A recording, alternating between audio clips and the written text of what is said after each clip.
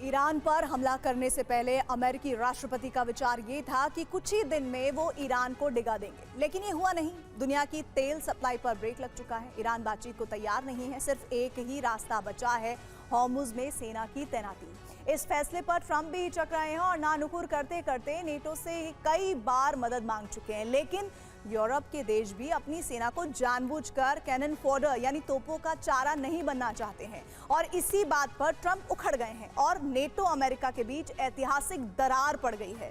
क्या अरब का युद्ध नेटो का अंत बनने जा रहा है? इस रिपोर्ट में देखिए। अंततः हम अपने दुश्मनों के शब्दों को भूल जाएंगे, लेकिन अपने दोस्तों की चुप्पी को कभी नहीं भूलेंगे। ट्रंप ने ट्रुथ सोशल पर लिखा, अमेरिका के बिना नेटो एक कागजी शेर है। वो ईरान को परमाणु शक्ति बनने से रोकने की लड़ाई में शामिल नहीं होना चाहते।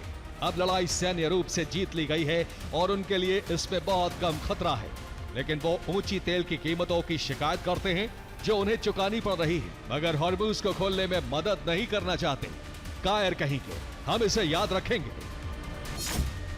पहले हॉर्मुज से रोजाना 50 से 100 जहाज गुजरते थे। अब औसतन 5 से 13 जहाज ही ईरान की इजाजत से गुजर रहे हैं। ज्यादातर कमर्शियल जहाज रुक गए हैं या रिस्क से बच रहे हैं। मरीन इनसाइट की रिपोर्ट है कि फारस की खाड़ी में 3200 से ज्यादा जहाज रुके हुए हैं। इनमें तेल टैंकर, कंटेनर शिप शामिल है। विंडवाट की रिपोर्ट है कि गल्फ ऑफ ओमान के बाहर 400 से 500 जहाज हालात सामान्य होने का इंतजार कर रहे हैं। इंटरनेशनल मेरीटाइम एम्प्लॉयज काउंसिल के मुताबिक 40,000 मरीन कर्मचारी इन जहाजों में फंसे हैं।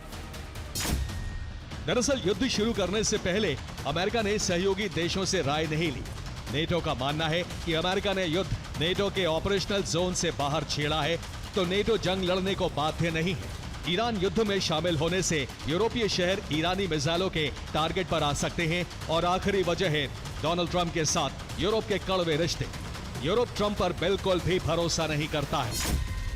स्विट्जरलैंड ने कहा है कि ईरान के खिलाफ युद्ध में शामिल देशों को हथियारों का निर्यात युद्ध विराम तक रोक दिया गया है।